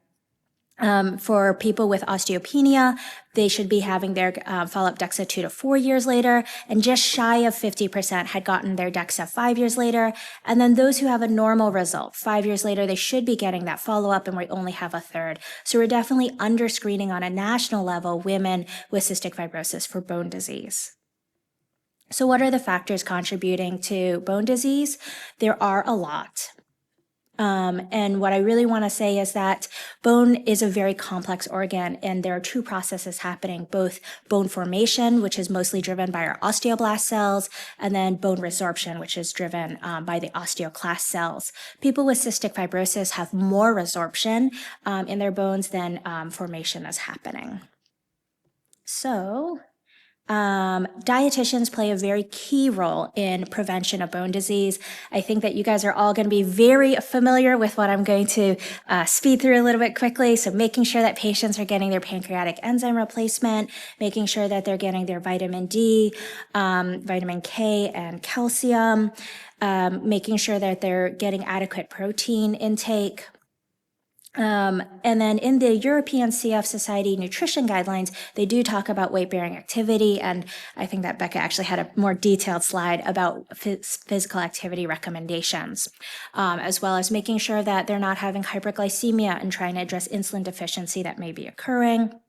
But this talk is really about women's health across the age spectrum. So I'm going to really focus on estrogen. Delayed puberty and hypogonadism really set us up for having a risk of osteoporosis. So what are estrogens doing? They're doing two things. One is inhibiting the osteoclast activity, so decreasing that amount of bone resorption, but they're also stimulating bone formation, stimulating the osteoblast cells. And so they're really critical for the acquisition of bone mass during puberty and young adulthood. Puberty is the time in which we're going to acquire the vast majority of our bone mass towards peak bone mass, and then they're critical for maintaining that bone mass in that young adult period as well. So let's talk about the premenopause time period. So in a study of Italian adults with cystic fibrosis who, when they self-reported as an adult when they had gone through puberty, they were noticed to have had delayed puberty occurring about 2 to 3 years later. What they found was that an increasing age at puberty was negatively associated with bone density in their adulthood, so their cross-sectional time point then. So these were patients because they had delayed puberty that had low bone density. When they did multivariable models to see how this affected bone disease and adjusting for other variables, they included FEV1 and weight. The age at which puberty happened was still significant for females, not for males. All right. This has already been discussed, but signs that are concerning for hypoestrogenism. Puberty for girls is delayed telomergy, the first sign of breast development, so after age 13, or delayed menarche after age 15. And then once they've had menses, if their menses are occurring infrequently, so longer than the typical menstrual cycle, which is 21 to 34 days, then again, we'd be concerned. So sometimes a situation in which you could talk with your endocrinologist about whether they merit further evaluation. There is one active study looking at premenopausal women with cystic fibrosis. This is the markers of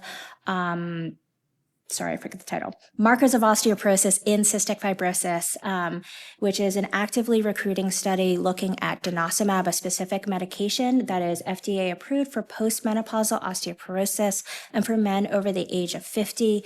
They have a parent observational study, and then those participants who were identified to have osteoporosis were then offered specifically denosumab, and they have completed their recruitment of 10 patients, one of whom is perimenopausal, the rest are premenopausal, and so we look forward to hearing these results specifically for people with cystic fibrosis. I do want to mention that in last night's plenary, denosumab, the rank ligand antibody, is actually the medication that they were highlighting in the plenary. All right, so contraception.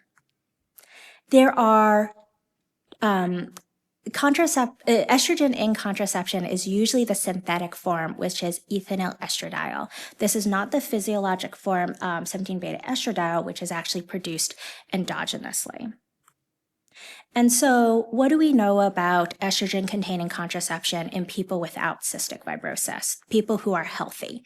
So there's conflicting data about ethinyl estradiol in bone accrual. And so in this particular study of teenagers, those who were using 21 micrograms of ethinyl estradiol in their combined oral contraceptive pill actually had less increases in their bone mass compared to the group that was using 30 micrograms of ethinyl estradiol, as well as the group of women who had similar baseline characteristics but chose not to use contraception. So concerns that 20 micrograms of ethinyl estradiol may be compromising to bone mass in people who are general population healthy. But what about populations that are at risk for osteoporosis, like our patients with CF? So in studies of female endurance athletes, these patients were randomized to receive either 30 micrograms of ethinyl estradiol in a combined oral contraceptive pill, that's the one in the hash mark, or to receive a transdermal 17-beta estradiol patch, that's the gray, or to receive no hormonal therapy, and that's the black. And what you can see here is that the patients who received the patch had increases in their bone mass, whereas those who received the pill actually had did not have those similar increases, or in fact had less decreases. And this is data that we have from female endurance athletes. We also have similar data from women with anorexia nervosa as well. I would be remiss to not acknowledge that there is also progesterone in contraception as well. And different forms of progesterone and those combined estrogen and progesterone formulations may be having different effects. Most of our data about progesterone and how that affects contraception is in Depo-Provera, the intramuscular injections. And patients who receive that will have losses of bone mineral density at the spine and the hips because of the induced estrogen deficiency from receiving the Depo-Provera. Typically, we see a recovery of that bone density shortly after the Depo-Provera is discontinued. The IUD progesterone-containing IUDs are thought not to affect bone density. They are theoretically local only, but there is still some systemic absorption of those IUDs. So we do have a couple studies of how estrogen relates to bone health in women with cystic fibrosis. So in this single center study of adult women with cystic fibrosis who were receiving combined estrogen and progesterone contraception, their average dose of estrogen was 23 micrograms of ethinyl estradiol. They had lower bone mineral density in those who were taking the combined oral contraceptive than those who were not. Using contraception alters the timing of the peak bone mineral density, and then they were having a decrease in bone mineral density after starting estrogen.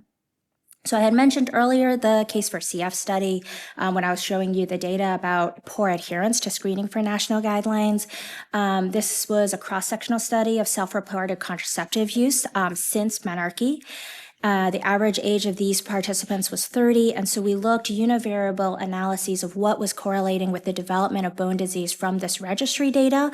Having a lower BMI and having an increased age is associated with that in our multivariable study. In our multivariable analysis, and in our univariable analysis, progesterone-only contraception was associated with an increased risk of developing bone disease. But because that we really want to understand about IUD use for women, we did split it out to separate IUDs, progesterone-only IUDs, versus the other forms of progesterone like Depo-Provera, and then we did not find a statistically significant association when combining those. I do have an ongoing observational study in which I'm following women with cystic fibrosis for 1 year to see changes in bone density and bone accrual on their chosen form of contraception. And we are currently enrolling. We've got 25 out of 30 so far. So I'm going to talk a little bit faster, and talk about pregnancy and lactation associated osteoporosis. So Kelly has really nicely emphasized that there are changes that happen during pregnancy. And so to think about this, you're trying to mineralize baby skeleton in the womb and then postnatally. So during pregnancy, we have increased intestinal absorption of dietary calcium, but then during lactation, the parathyroid hormone-related protein, which is going to be stimulated from the baby suckling, is going to lead to a decrease in your estradiol, decreases in luteinizing hormone and follicular stimulating hormone, and ultimately it's going to result in resorption of the maternal skeleton to get the calcium for baby.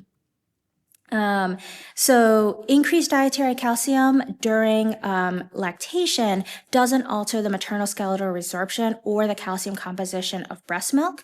That bone loss that's happening is most rapid when the infant is exclusively breastfed. So in those first few months, looking at about a 10% loss at the lumbar spine in the first 6 months, with a net 12% over that first year, and the hip or the forearm, about 5% loss in 6 months. Typically, recovery to the pre-pregnancy bone mass will happen 12 months after weaning, but this recovery in a mother who has extended breastfeeding even after that first year of life does start to occur 1 year after the baby is born. Now, Pregnancy and lactation-associated osteoporosis is characterized by a lot of vertebral fractures. About 80% of those vertebral fractures are going to happen during the lactation time. This is a very rare form of osteoporosis, I do have to say, with it affecting about 0.045% of pregnancies, and most common in the first pregnancy that a woman has. And then how can we prevent this? So ensuring adequate dietary calcium intake during the pregnancy, it's going to help set up mom for after the baby is born and they're lactating. Weight-bearing activity as much as safely possible, as well as instructions about how to be performing safe lifting, safe bending. And then if they're known to have any causes of skeletal fragility, treating that. So, thinking about trying to get glycemic control as optimal as possible.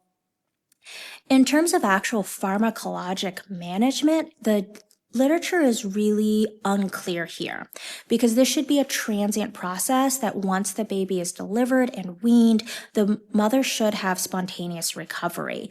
And actually giving a medication that stops either resorption or promotes more bone formation may actually counteract the physiological changes that mom's body is undergoing in order to recover after pregnancy and lactation if she is doing that. So definitely not really sure. But if it's very severe, they're having multiple vertebral fractures, they're having a lot of pain, then having a discussion with the mother.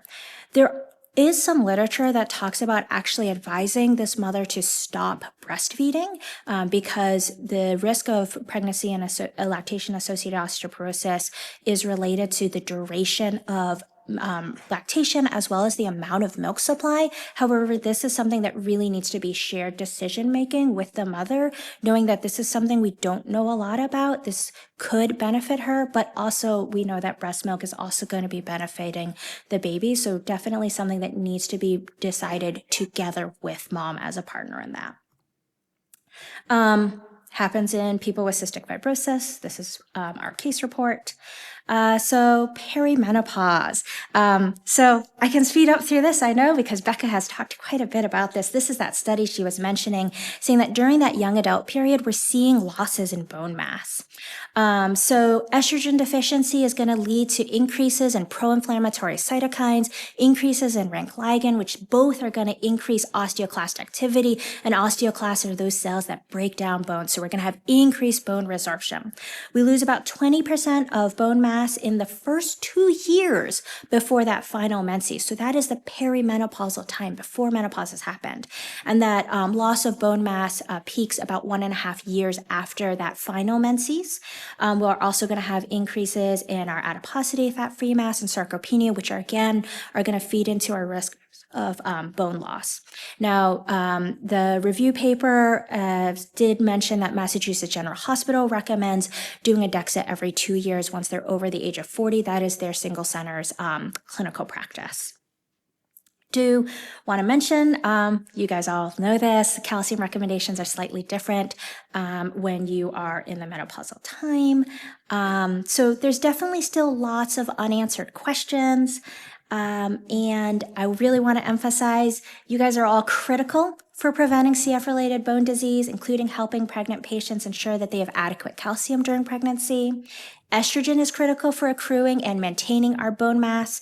We are worried that hormonal contraception may compromise the skeletal health of women with CF.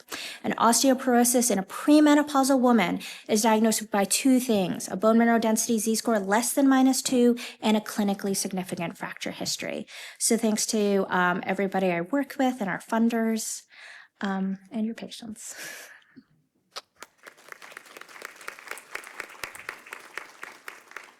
Thank you. We will take questions. All right, we have a few questions in the app. The first was a clarification, understanding correctly, if I have an 8-year-old who has her first DEXA and it's normal, then we don't have to reorder for 5 years. Is there an age that a DEXA is ordered annually? And is there any recommendation for scans in males? So the Yes, if your baseline DEXA at age 8 is normal, then your next DEXA would be recommended at age 13. However, I would put a caveat that if their clinical status is changing, that they're acquiring more risk factors for bone disease, I would really consider doing it earlier than age 13, just because their clinical status has changed. Universal DEXAs in the United States guidelines are recommended starting at age 18, and the guidelines do not make a distinction between men and women. The DEXAs every 2 years, once a woman is greater than 40, are single center and not actually CF Foundation guidelines yet. Okay. And then we have 2 questions here about when is the optimal time to get a DEXA after pregnancy and breastfeeding? That is a really great question. Optimally, a year after they've weaned, but if they're still breastfeeding, then 2 years after delivery. And would you recommend a different supplementation if if someone comes out at risk of a DEXA under age 25? What would be your supplementation recommendations? Definitely. So if we find that So if the DEXA is at risk and they're under 25, how would you adjust your recommendations? Yeah. So then definitely we're going to start talking about primary prevention of osteoporosis. So making sure that they are getting adequate nutrition, they're maintaining their BMI at goal. So protein intake, the whole macronutrients, making sure that they're getting their vitamin D, their calcium, making sure that they're doing their physical activity. For young adults, the recommendation is 60 minutes every day, which is, to me, sounds like a lot, but it's good for their health and they should definitely be doing it. And trying to work with them to figure out an exercise regimen program that is going to fit their lifestyle, is going to be safe for them, and that they'll actually do. Because the most potent stimulus for bone formation is weight-bearing physical activity. Would you make any different recommendation for frequency of DEXA if a CF patient is doing like a contact sport or high endurance? No. Okay. And any additional thoughts on how this would relate to patients with CFTR-related disorders? Is there any guidance on bone density for women with CFTR-related disorders? So that is a really great question. And we know that patients who have only one pathogenic variant are still at an increased risk of having bone disease compared to healthy population, but there is not actually like specific advice for these patients. I would think of them sort of as a person who has a slight risk factor. So you want to be knowing, are they having fractures? Because if they're having fractures, this is a failure of bone strength and they deserve further evaluation. And could you talk about calcium requirements for bone health? What is the sweet spot? Let me go back a little bit. So current recommendations are matching healthy population, and you really want to make sure that they're getting adequate vitamin D, because without vitamin D, you're not going to be absorbing the dietary calcium that they are eating. Ideally, they are getting this calcium from food as opposed to supplements, but some patients just won't eat calcium-rich foods. And we did get across the board requests for the presentations, which we will happily organize for. Mm-hmm.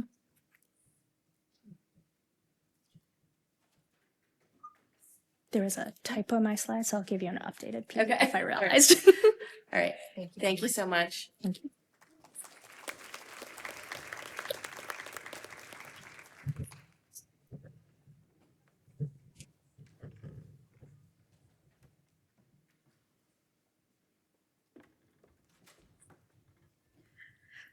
Just wanted to say a big thank you for everyone for coming to this last nutrition discipline group session. It was a phenomenal session.